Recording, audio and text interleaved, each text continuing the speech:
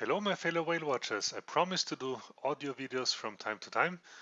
In this video I would like to show you some pretty interesting results from recent surveys that I did on the community tab of my channel. I asked and you answered. At the moment I still release quite a lot of videos simply because I need to get a certain number of monthly views in order to stay in the War Robots YouTube Creators Program.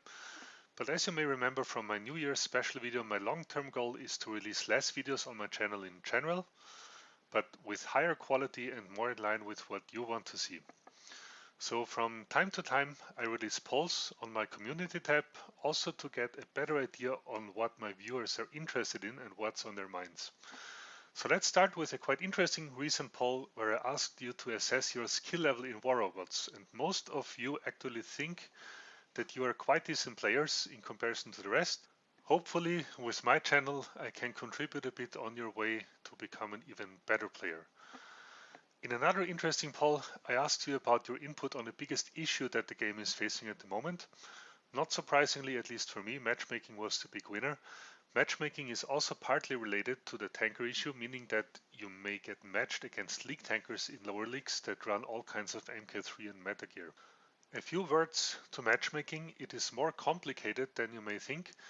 Just a few remarks. If you wanted matchmaking to be more fair, the first thing that you would notice as a player is that the waiting times for battles would increase drastically. It is not easy to find players that are located close to you that run similar levels of gear than you do, especially in the higher leagues. It's pretty much the same for squads. If you don't want to run into squads at all, you simply would need to wait longer. It's the same the other way around. Squads at certain times of the day may not find squad opponents at all. Another remark, matchmaking was based on different factors in the earlier days of War Robots, the main factor being the level of gear that you run. And it also did not really work out as it should back then. The short version is that players that understood how it worked simply took advantage of it. Today, however, War Robots has become so incredibly complex that this matchmaking system from back then would not work anymore in this form. So just think about it like that. You could run a full MK3 hangar with optimized drones and pilots and it would be a meta hangar. But you could also run a full MK3 hangar which is pretty much useless because the items don't work together so well. So a proper matchmaking system must take this into account, even though, as you all know, the meta changes rapidly. Another question, which is maybe a more philosophical one, should only gear count for matchmaking or also, for example, experience in a game or win rate, which an algorithm could then translate into some skill factor? Do you seek challenges or easy wins? Also, this is a factor that greatly differs within our player community actually. So let's come to the next poll. This is one that is also related to my channel. I simply ask for your favorite game mode.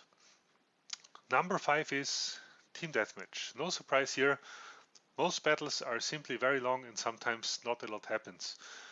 Number 4, Skirmish. It's great to try things out, but in the end it does not count a lot for your resources and stats. Number 3, and I was a bit surprised by this, I have to say, Domination. Why is this surprising? Well, simply because most of my videos feature this game mode and my hangar is optimized for it, so this indicates that you may want to see different game modes on my channel. Thank you for your feedback, this is why these polls are really valuable for me. Number 2, Free for All and Arena. 20% of you prefer these game modes over all the other ones. And finally, the big winner and your favorite game mode, Beacon Rush. 44% of you like this game mode most. That's almost half of you. I think this result cannot be ignored, so in the future you will see a lot more Beacon Rush on this channel. Let me quickly remind you of the main reason why I played so much Domination. Before I came into the Creators Program, my hangar was simply not competitive for Beacon Rush.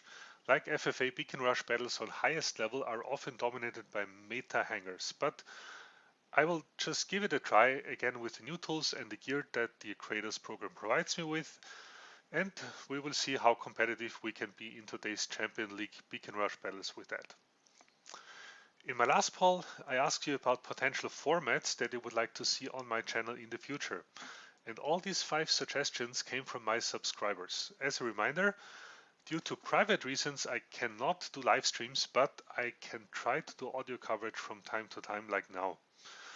Number 5, Audio tutorials. Not many people are mostly interested in hearing these. Good to know. Number 4, gameplay reviews. You record gameplay, I give advice. Alright, this may also not really catch on. Number 3, question answer format. Alright, let's say occasionally is enough. Number 2, Beacon Rush gameplay and tactics. Yes, I will try to record more Beacon Rush content as mentioned before. And there was one big winner, which is hangar reviews. 72% of you would love to see this. So that again was a bit of a surprise, but this shows a very strong preference. So of course it cannot be ignored and I will give it a try. Many of you may know that I do hangar reviews as part of my mentorship function in War Robot's Facebook forums.